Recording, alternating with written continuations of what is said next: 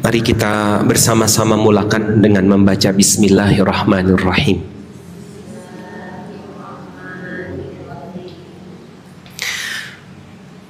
Bersyukur kepada Allah, alhamdulillah pada kesempatan hari ini kembali ibu-ibu kita bersama bisa dihadirkan. Insya Allah dan mudah-mudahan kehadiran kita hari ini menjadi wasilah apapun hajat-hajat yang sedang kita hadapi dan kita inginkan dikabulkan oleh Allah Subhanahu wa Ta'ala. Ada satu doa yang dibacakan oleh Nabi, Allahumma la tada' mim masjidana au mim maqamina hadza dzanban ila ghafarta. Ya Allah, jangan engkau biarkan kami nanti meninggalkan majlis ini atau masjid ini dzanban ila ghafarta, dan engkau temukan kami punya dosa tetapi engkau belum mengampuni dosa-dosa kami. Maksudnya kita meminta kepada Allah, ketika kita pergi meninggalkan masjid ini, tempat ini, seandainya kita bawa dosa, bukan seandainya, pastina eta mah bunya, da urang mah geuningan seueur dosana. Ketika kita datang ke masjid ini membawa dosa, dzanban illa ghafarta, maka tidak akan Allah izinkan kita keluar dari ruangan ini sebelum kita dosa-dosanya diampunkan oleh Allah Subhanahu wa Ta'ala. Wala hamman illa farajta, jangan kau biarkan kami meninggalkan tempat ini sebelum setiap kami yang punya hamun. Hamun itu kebutuhan.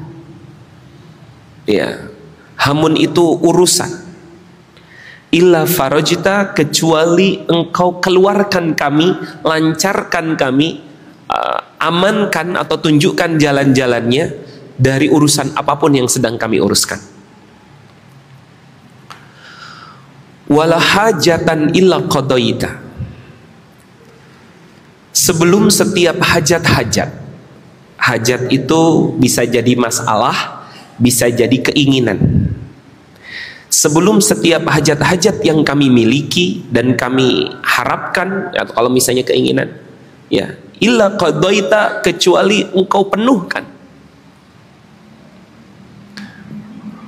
Wala maridon illa syafaita, dan jangan engkau biarkan kami meninggalkan tempat ini sebelum setiap kami yang mungkin sedang menderita sakit, apapun itu sakitnya,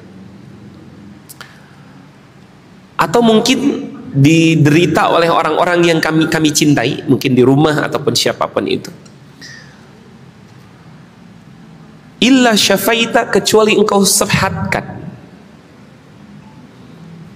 Wala dainan illa qadaita, dan jangan engkau biarkan kami memiliki hutang piutang yang sedang melilit atau bahkan menjerat kami, illa qadaita, kecuali kalau engkau tuntaskan dan penuhkan. Innaka antas sami'ud du'a, karena engkau adalah zat yang paling terbaik yang selalu mendengarkan doa-doa kita. Jadi hari ini pun saya mengawali dengan doa, Allahumma ta'ala tada' mim masjidana hadha, mim majlisana hadha, ya, dzanban ila ghafarta, ya, wala hamman ila qadaita, wala hajatan ila farajta, wala dainan ila qadaita, wala maridon illa syafaita. Sekali lagi, insya Allah menjadi wasilah majelis taklim kita hari ini untuk kita diberikan pertolongan oleh Allah Subhanahu wa Ta'ala. Selanjutnya bersama-sama ibu, ya, ini momentumnya adalah momentum hari-hari di mana lahirnya Nabi Muhammad Sallallahu Alaihi Wasallam.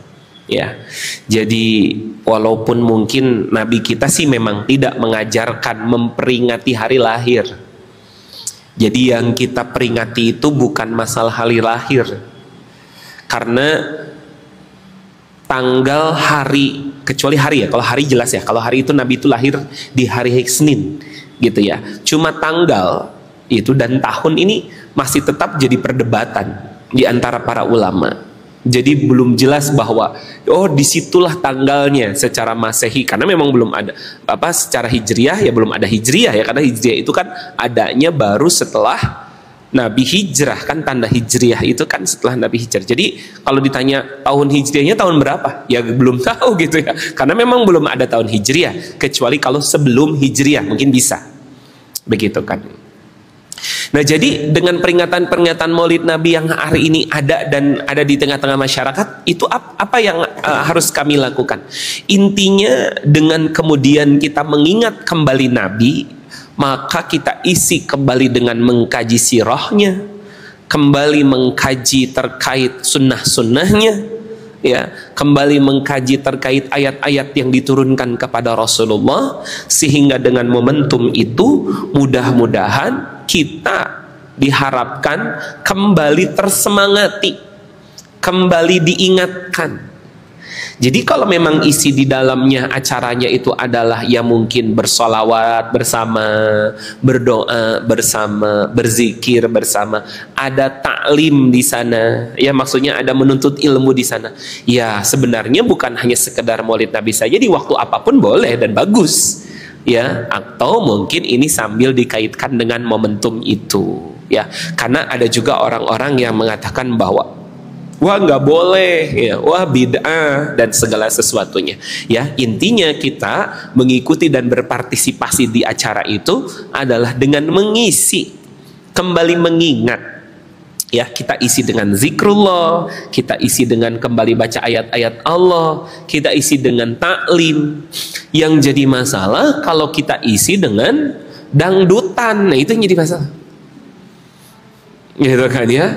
Momentumnya atau eventnya ataupun niatnya adalah luar biasa kan, Maulid Nabi Muhammad sallallahu alaihi wasallam, tetapi isi kontennya jauh sekali dibandingkan arah ke sana. Nah ini yang jadi masalah gitu ya. Jadi sekali lagi ibu bapak hadirin rahimani wa rahimakumullah, ya ketika kita mungkin memperingati, maka kita isi dengan hal-hal yang semakin menguatkan kecintaan kita kepada Nabi, dan tentunya semakin menguatkan kecintaan kita kepada Allah Subhanahu wa Ta'ala. Ya, insya Allah kita beberapa menit ke depan, ya ini sudah jam 11, kita batasi waktunya misalnya agak 15 atau 20 menit kita menyampaikan materi. Ini materi beberapa hari lalu saya sampaikan di dalam satu event. Judul materinya adalah rizki yang Allah bentangkan untukmu. Ya, sekali lagi tema kita hari ini adalah rizki yang Allah bentangkan, yang Allah limpahkan, yang Allah berikan kepadamu. Qadarullah proyektornya tidak hidup. Ya, saya izin menyampaikan saja, begitu kan ya Ibu hadirin.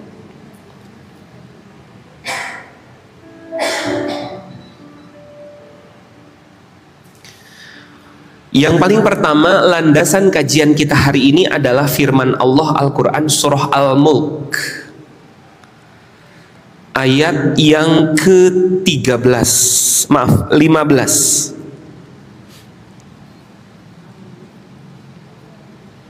Firman Allah Al-Quran surah Al-Mulk ayat yang ke-15. A'udzu billahi minasyaitonir rajim. Huwallazi ja'ala lakumul arda dzalula. Dialah Allah yang menjadikan bumi sebagai sesuatu yang mudah bagi kalian. Famshu fi manakibiha,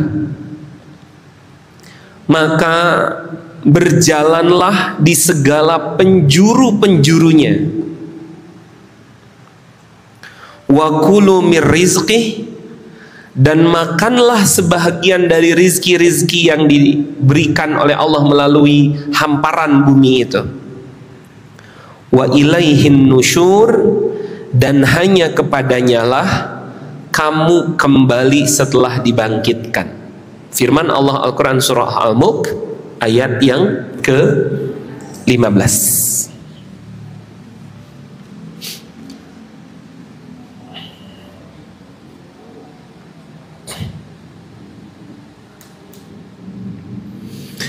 Ibu hadirin rahimani wa rahimakumullah. Kita akan coba dulu simak dan lihat bagaimana ayat ini memberikan penerangan kepada kita. Bahwa yang pertama, huwallazi ja'ala lakumul arda dzalula. Di dalam kutipan kalimat ayat di sini diterangkan kepada kita bahwa Allah lah yang menjadikan muka bumi ini dzalula. Dzalula itu bisa ditanami, bisa dieksploitasi, bisa diambil manfaatnya. Dan terbukti, lihat, para petani menanam di atas bumi, beternak, berkebun, membuat perikanan ataupun peternakan atau perkebunan, itu semua di atas bumi. Ditambah lagi para nelayan yang mencari ikan, para nelayan yang mencari berbagai macam yang bisa dimanfaatkan di lautan. Itu semua karena memang sudah dijanjikan oleh Allah bahwa huwallazi ja'ala lakumul arda dzalula. Dialah Allah yang menjadikan bumi beserta isi-isinya ini mudah sekali memberikan dan bisa memberi manfaat kepada kita semua. Karena di bulan belum tentu seperti bisa di bumi. Ibu, bisa tidak buat balong di bulan? Nanam padi ataupun buat sawah sana di Mars, bisa bu nggak? Ya, tidak bisa. Itulah kenapa di dalam ayat ini diawali dengan kalimat Allah lah yang setelah menjadikan muka bumi ini mudah dikelola. Lah, kita mendirikan masjid ini di atas bumi ya Allah. Ibu, rumahnya di atas bumi Allah atau di atas bumi siapa? Ya bumi Allah atuh. Memang di atas siapa lagi? Tapi banyak di antara kita yang masih belum ngeh.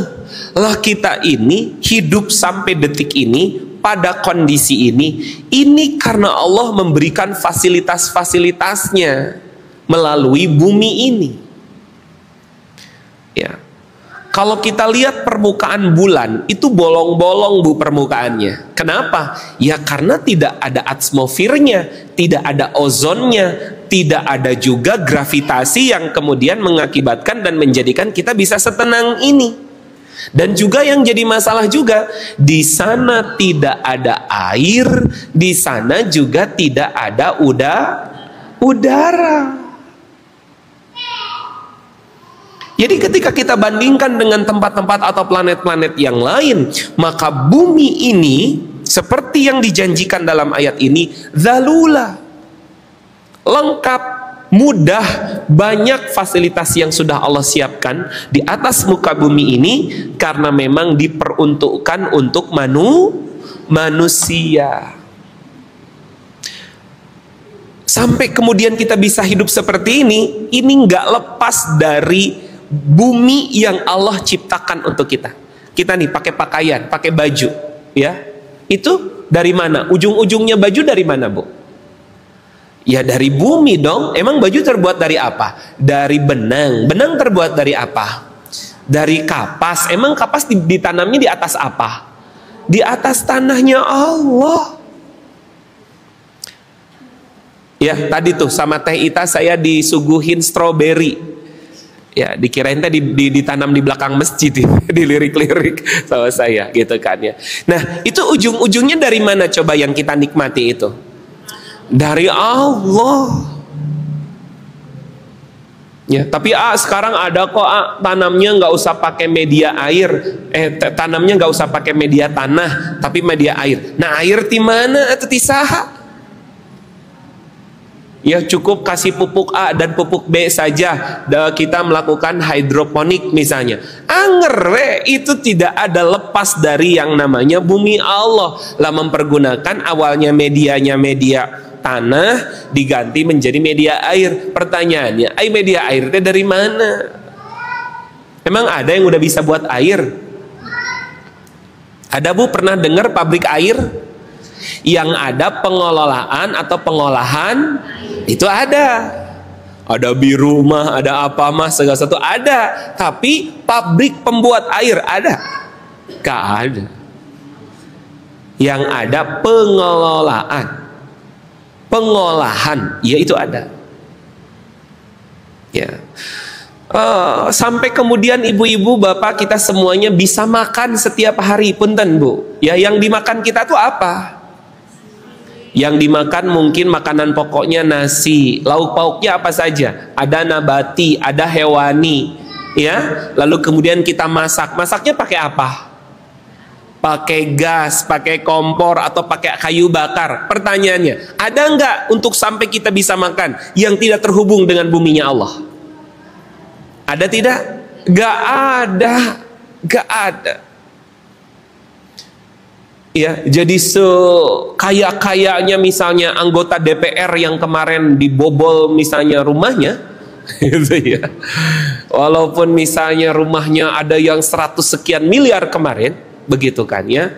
Tapi dia tetap aja, emang rumah mewah itu awalnya juga dari apa? Dari semen. Ibu, semen itu terbuat dari apa? Dari batu. Emang batu teh di mana? Dari mana? Dari bumi Allah. Ada apa lagi? Ada besi di situ, elemen besi. Punten, besi teh dari mana? Dari bumi Allah. Walaupun besi mah asalnya dari langit Bu, sebenarnya dalam Al-Quran diterangkan besi itu dari langit, lalu dihujamkan oleh Allah ke dalam bumi, lalu kemudian kita gali, lalu kemudian kita proses, kemudian bisa berdirilah bangunan yang megah. Ya, lalu apa, coba sebutin lagi? Pasir. Emang pasir dari mana? Saya ingin menyampaikan bahwa Allah ingin membuktikan huwallazi ja'ala lakumul arda dzalula. Dialah Allah yang telah menjadikan bumi ini memberikan support, bantuan, kemudahan buat kita manusia. Sekarang Bu, yakin Allah yang memberikan kemudahan melalui bumi ini? Ya, ini dulu yang paling penting yang ingin kita sampaikan terlebih dahulu. Famshu fi manakibiha. Karena Allah sudah menyiapkan potensi-potensinya di muka bumi ini, famshu fi manakibiha, sok atau ikhtiarkan. Jadi di dalam Islam kita tidak mengenal keimanan, kan Allah yang ngasih rezekinya juga. Nya cicing, yang kege datang gitu. Enggak. Allah perintahkan, kami sudah siapkan potensi-potensinya di muka bumi. Famshu fi manakibiha. Maka berjalanlah kalian, berikhtiarlah, bekerjalah, bergeraklah untuk menjemputnya. Untuk apa Bu? Menjemput. Memang rizki itu betul-betul sudah dijamin sama Allah, betul. Tetapi yang namanya menjemput rizki itu adalah keharusan. Tapi ingat, menjemput bukan mencari. Naon bentena menjemput sareng mencari? Benten tak? Beda nggak Bu? Menjemput dengan mencari, beda apa tidak? Apa bedanya? Ya, kalau menjemput itu sudah pasti ada dan kita yakin ada. Tapi kalau mencari belum tentu. Punten, ibu misalnya anak-anak sekolah. Nah, lalu kemudian waktu anaknya udah pulang sekolah. Nah, yang ibu lakukan menjemput anak atau mencari anak? Kenapa kalimatnya atau katanya menjemput? Karena anaknya sudah ada, tinggal kita jemput, dan kita yakin anak kita ada, tinggal kita upami kieu kumaha? Ibu misalnya waktunya ngejemput anak, tapi bahasa ibu kieu, Bu, teh bade ka mana? Bade malarihan budak abdi. Padahal harusnya menjemput. Nah, kemana? Pasti gitu pertanyaannya kan? Nah, kemana gitu kan? Nampak pakai di palarian segala. Sekolah, atau sekolah pemerintah ayah sanes di palarian benar dijem. Makanya untuk masalah rizki Bu, minimkan bahkan hilangkan kalimat saya mau mencari rizki. Bukan. Tapi saya akan menjemput. Karena semangat orang mencari dengan menjemput itu beda. Orang yang mengatakan saya mau mencari rizki, bisa jadi ketemu, bisa jadi enggak. Ya, namanya juga mencari. Dia aja belum tahu begitu.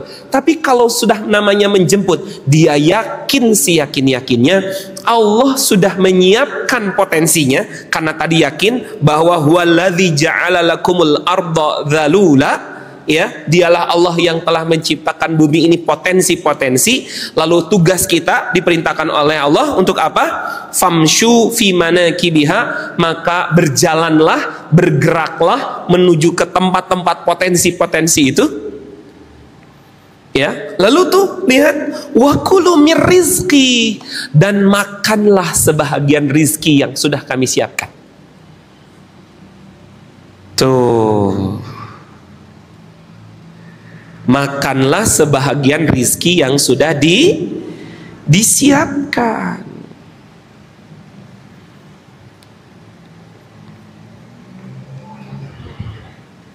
Jadi ternyata Allah Subhanahu wa Ta'ala juga memerintahkan kita begitu. Setelah kemudian kita berjalan ke sana kemari di atas muka bumi ini, ada potensi-potensi, maka makanlah sebahagian rizki itu.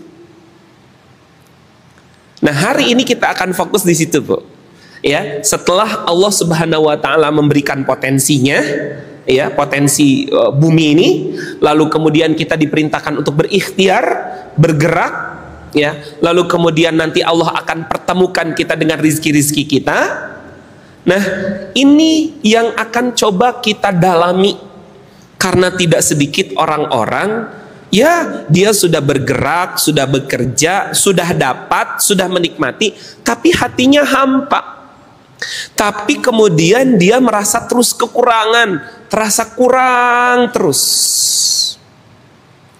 Kerasanya tuh, kok rasanya seperti gak punya apa-apa. Merasa ingin lagi. Akhirnya yang terjadi mengeluh dan mengeluh. Bu, yang akan kita cari dan kita pahami bersama-sama, bagaimana caranya agar kita bisa menikmati rizki. Karena rugi besar kalau kita tidak bisa menikmatinya. Allah sudah siapkan buminya, lalu kita sudah bergerak, bahkan bergerak datehnya apa, dunia ge poek keneh geuningannya, dugi ka poek deui. Ada nggak yang begitu? Iya.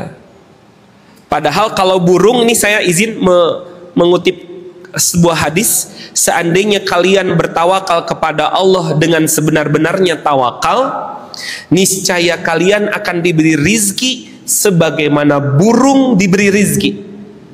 Dia burung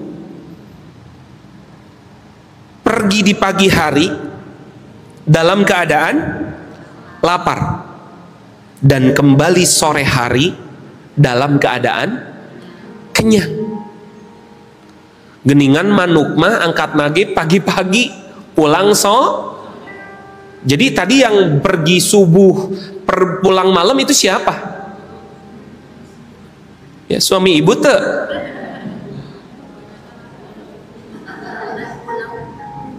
Ya. Ternyata manusia fitrahnya kita ini diperintahkan oleh Allah pergi pagi-pagi. Tapi ayah geningan ayah nama malahan pagi-pagi nate sarena gitu ya. Malahan tidur pagi-paginya. Tadi tidur ketika sampai siang. Nanti malam kemudian baru mencari kesana kemari. Mirip kelelawar. Kebalik. Ya. Eta mah santri ngalong eta mah. Santri itu. Ya.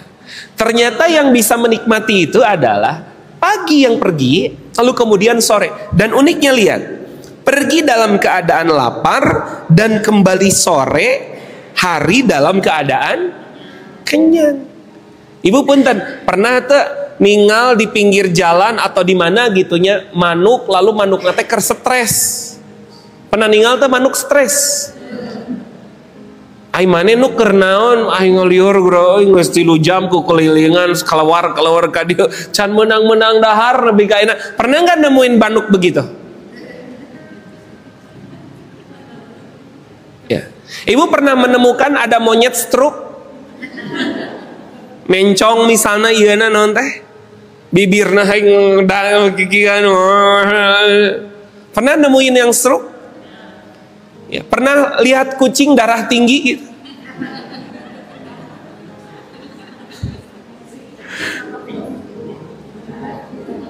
Ya. Kenapa saya ingin menyampaikan ini? Karena Bu, justru yang penyakit-penyakit yang saya sebut tadi, yang banyak menderitanya ataupun yang banyak mengalaminya, justru bukan hewan-hewan yang saya sebutkan, tapi justru kenapa? Karena tidak bisa menikmati rizki. Itu yang akan kita kupas hari ini. Banyak, maaf ya, ukuran rizki itu bukan banyak, bukan sedikit. Ya, rizki itu ukurannya ada di cukup dan tidak cukup, ada di lapang dan sempit. Itu ukuran rizki. Jadi bukan masalah banyak. Da banyak ge babari, lamun sudah Allah takdirkan habis, ya habis. Aya geuningan jamna nu harga 11, sekian miliar kamali oge.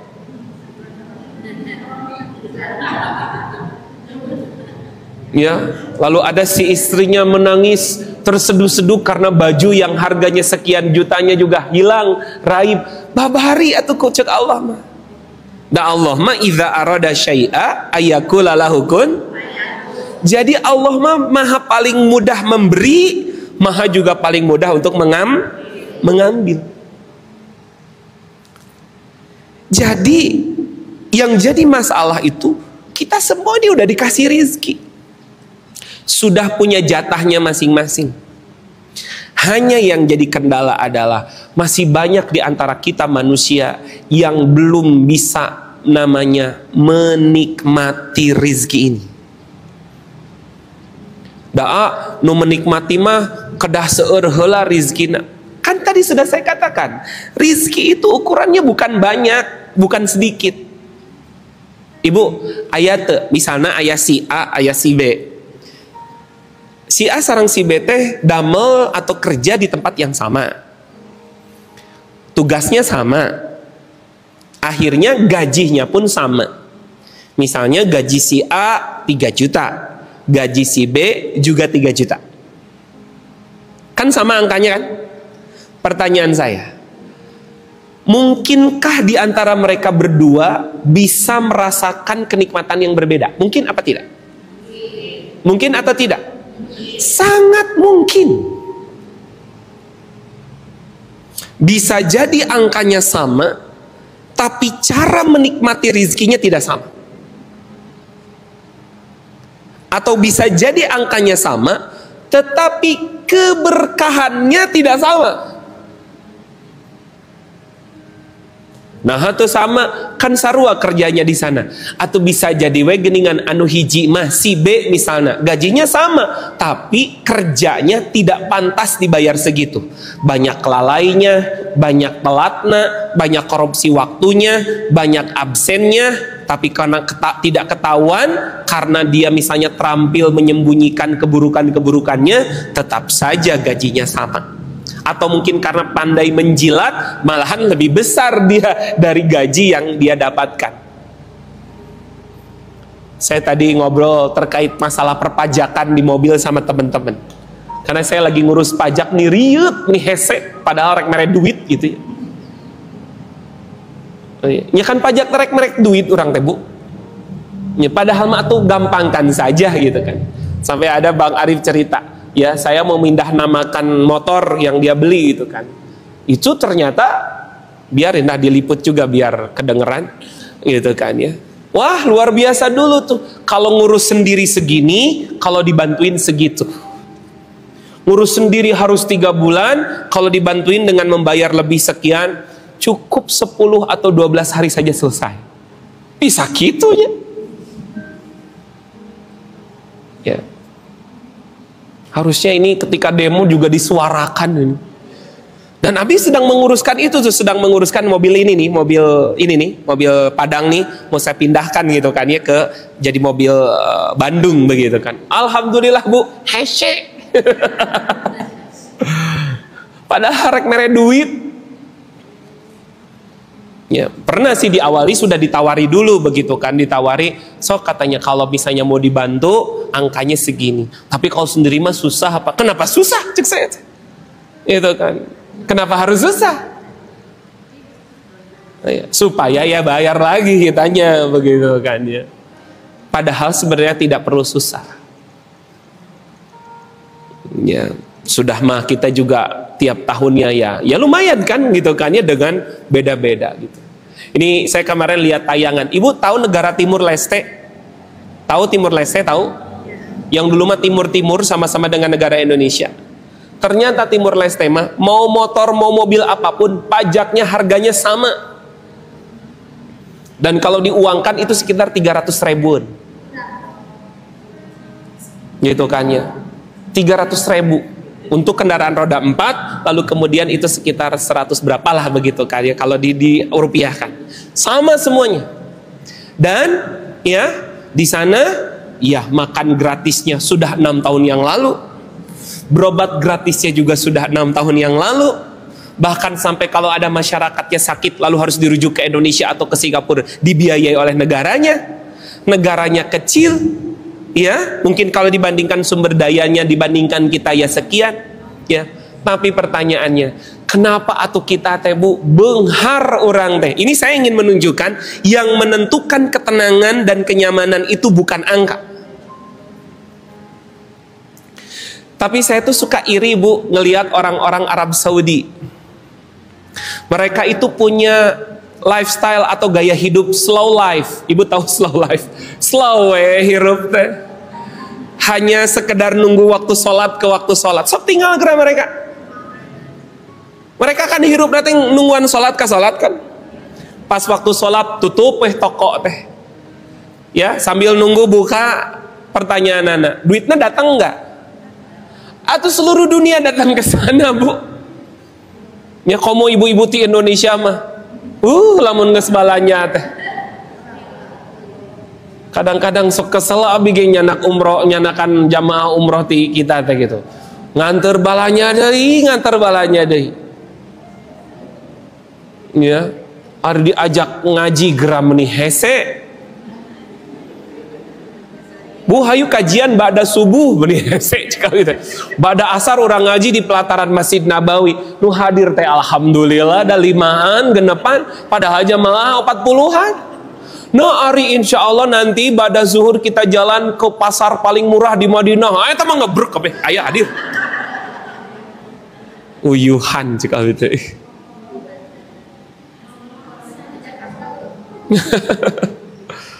Itu membuktikan bahwa lihat slow life.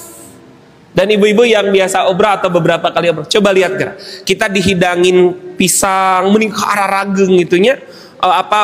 Selada gitu kan ya, berbagai macam. Meni padahal atuh di mana eta teh? Paling tempat menanam kan di Taif ya Bapak Ibu gitu kan. Tapi Masya Allah hasilnya. Di kita Bu yang padahal mah tinggal nanam celek begitunya sampai oge gitu ya, itu ya. Tapi kenapa kita masih seperti ini hari ini? Ini masalah berkah. Ini masalah keberkahan. Itulah kenapa izinkan hari ini kita kupas pemahaman-pemahaman keimanan kita agar lebih maksimalnya keberkahan rizki kita. Ya, tapi tadi setuju tidak? Prinsip rizki yang pertama adalah ukuran rizki itu bukan jumlah. Setuju ibu-ibu? Ya, tapi ukuran rizki itu adalah cukup atau tidak cukup. Itu fundament pertama. Selanjutnya Ibu, nomor 2.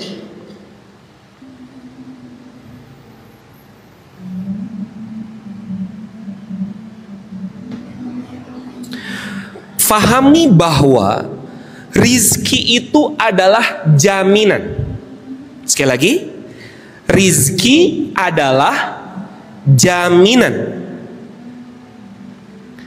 Rizki adalah ketetapan. Ini nomor 2 ya. Setelah tadi nomor 1 apa tadi?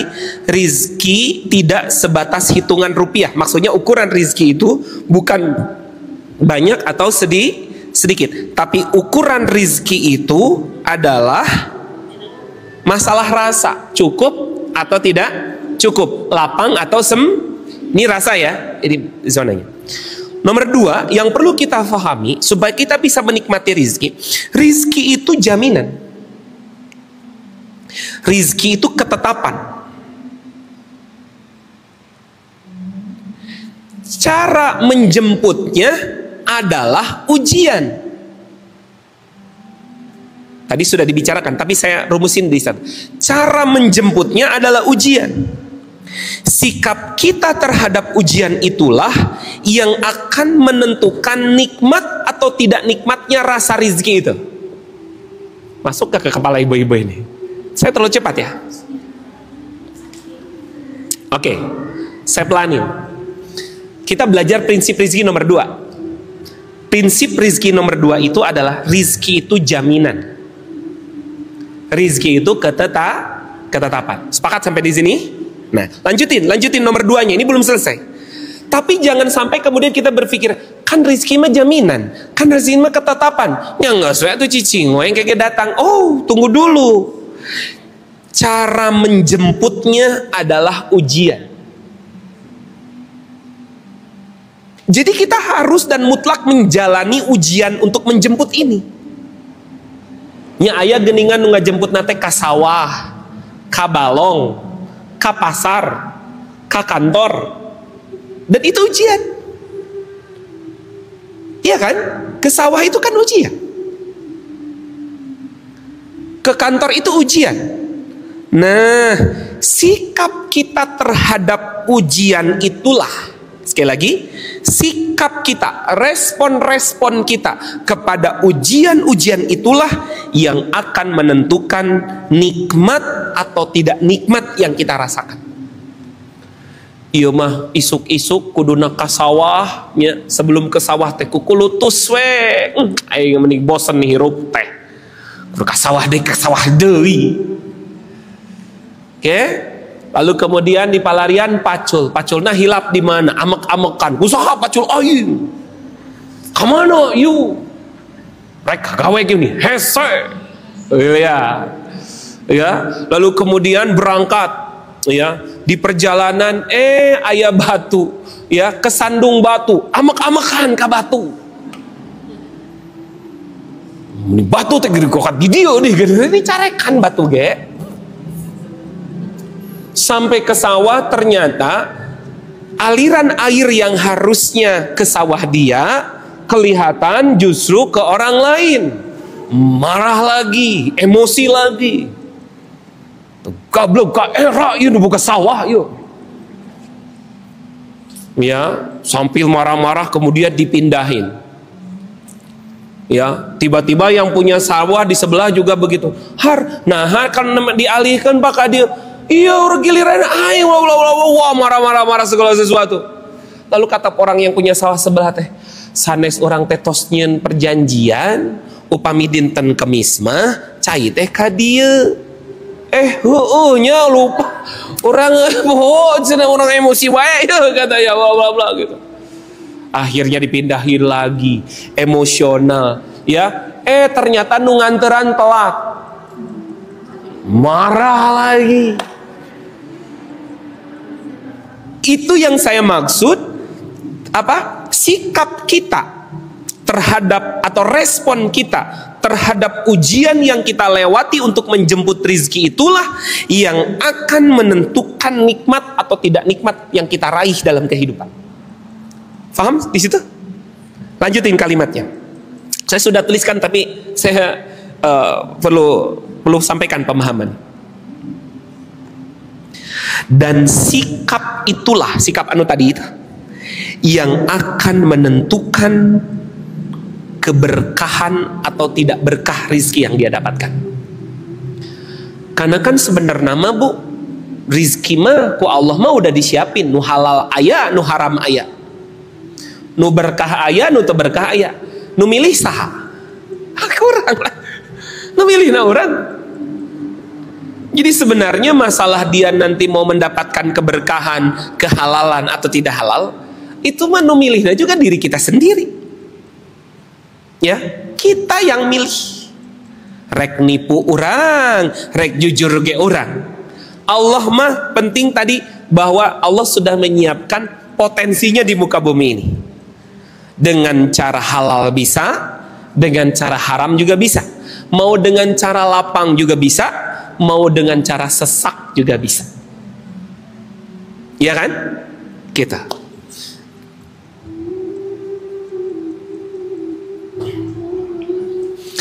Bu, kita lanjutkan. Nomor 3. Fahami, supaya kita bisa menikmati rizki, fahami. Rizki itu bukan tentang apa yang dimiliki,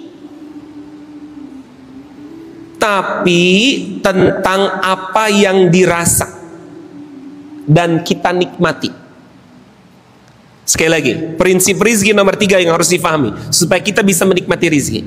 Rizki itu bukan tentang apa yang dimiliki, tetapi tentang rasa yang bisa kita nikmati.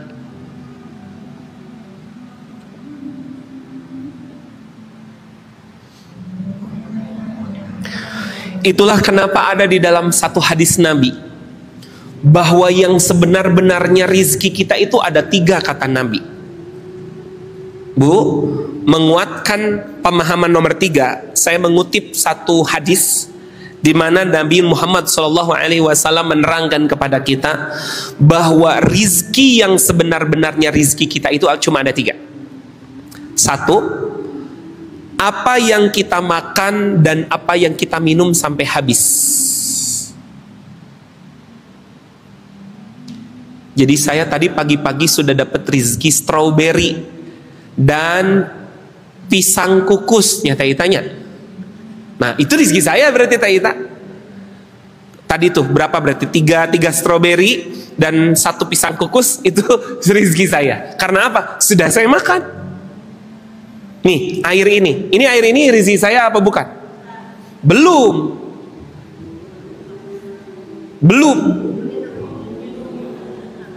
Ya, karena belum diminum. Ya, ini air-air yang di depan ibu-ibu sudah rizki ibu-ibu belum? Hah? Oh, udah geus barareak gitu. Nyasok memang gitu kan. Supados janten rizki ibu-ibu ya. Oke. Bu, punten abdi naros. Di bumi gado beas teu? Sabaraton. Hah? Ayalah 25 kilo mah. Ya, anggaplah rata-rata di sini di rumahnya 25 kilo. Siap? Nya? Berarti eta teh beas saha eta teh? Beas ibu. Tapi ingat, rizkinya belum tentu itu. Aya nu mau tetangga misalnya gitu ya memang secara akad atau secara hak milik beas abdi, tapi bisa jadi kita maut ngirim beas agak 2 kilo mah tuh geningan 2 kilo teh jadi rizki tatangi orang, bukan milik, bukan rizki kita. Sok saha di dia anu ngamam beasna 25 kilo sadinten, angkat tangan. Ini ingin membuktikan bahwa rizki itu bukan apa yang kita miliki. Ya, teu aya kan di dia anu nuang beasna sadinten 25 kilo. Kanggo sabaraha lami eta 25 kilo.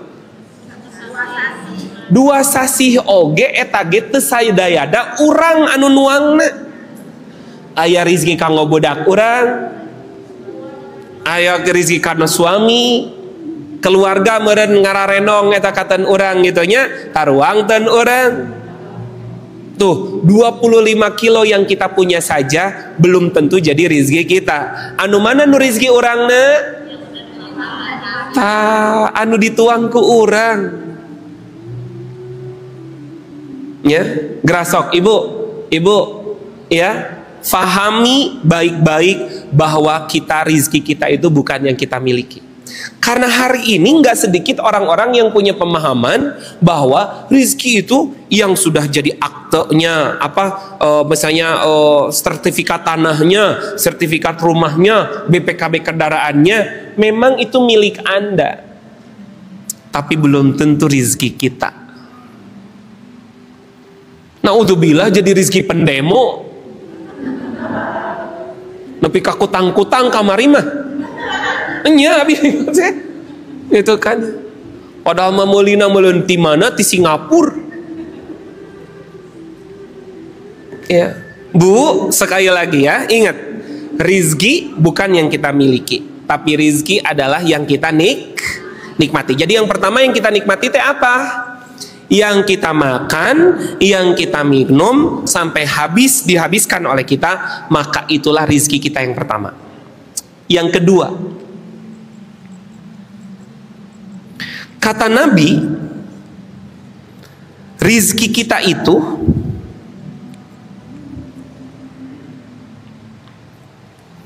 apa-apa yang kita pakai sampai usang.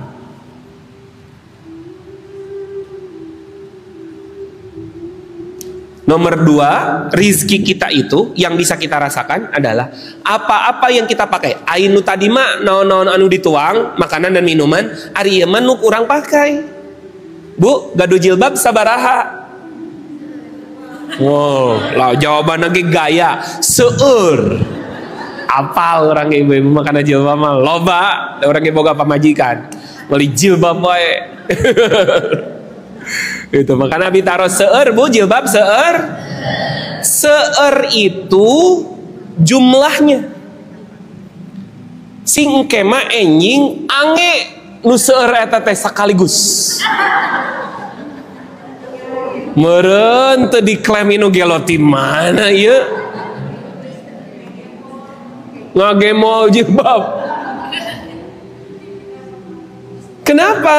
Karena yang masuk kepada rizki kita itu adalah memang pakaian-pakaian kita, tapi yang kita pakai sampai usang. Terus kumaha tuh anu dikoleksi. Nah, nanti silahkan cek di lemari masing-masing. Semakin banyak pakaian-pakaian yang dimiliki tetapi sudah tidak dipakai lagi, maka itu nanti akan ngantri untuk dipertanggungjawabkan di yaumil akhir nanti.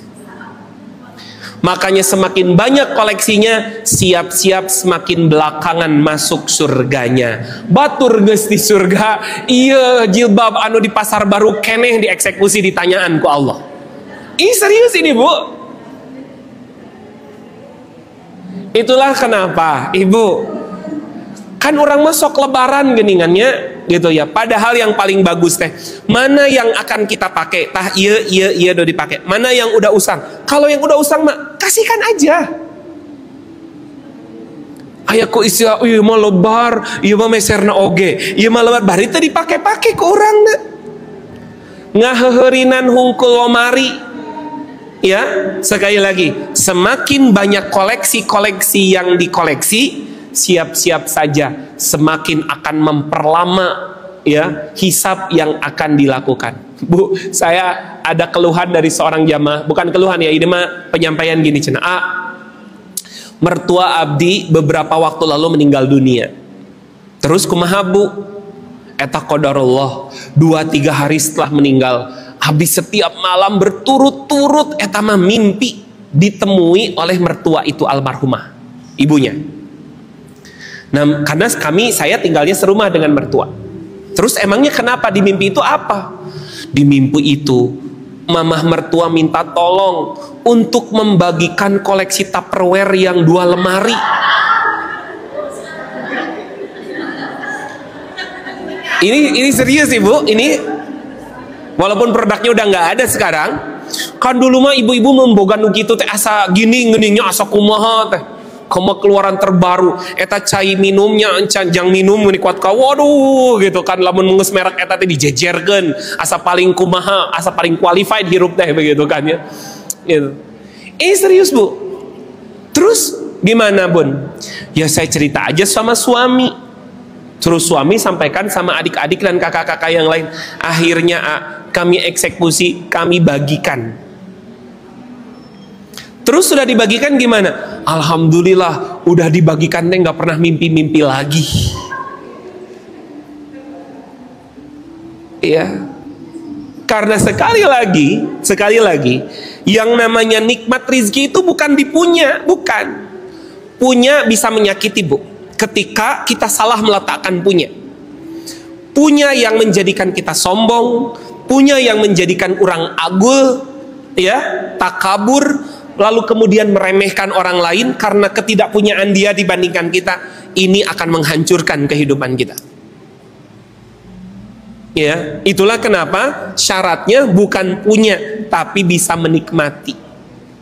Oke, nomor 2, rizki anu dinikmati teh apa, Bu? Pakaian yang kita pakai hingga usang teh berarti sudah tidak layak pakai atau sudah kita tidak pakai lagi, lalu kemudian kita berikan kepada orang lain. Ya, coba nanti di rumah cek ada barang-barang usang atau tidak. Aya caroge abdi usang bikeun ka batur. Bikeun ka batur. Mun geus usang mah. Hah? Tuker tambah mun perlu mah. Bisi geus usang. Nah, itu datara dicas meureun ya usang wae. Geus lowbat ya punya. Aing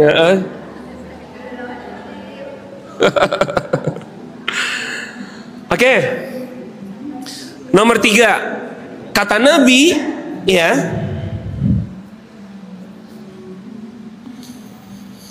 Rizki atau harta yang benar-benar milik kita itu, ya, adalah